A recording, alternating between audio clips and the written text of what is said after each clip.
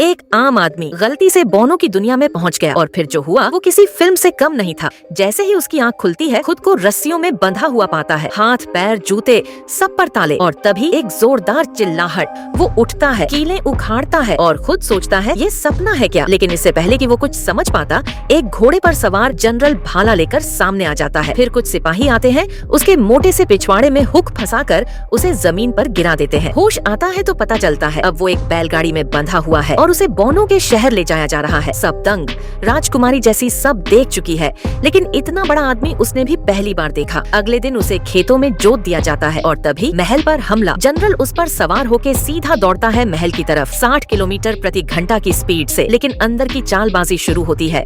General drama कर रहा होता है कि वो अकेले राजकुमारी को बचाएगा। सच जानता है सिर्फ कार्ल। वो चुपचाप उस आदमी की जंजीरें खोल देता है। फिर वही आम आदमी सीधा पहुंचता है एक्शन मोड में, 2 हथियारे उठाए और तालाब में फेंक दिए। राजकुमारी बच गई। फिर अगला मिशन, राजा फंसा है जलते महल में।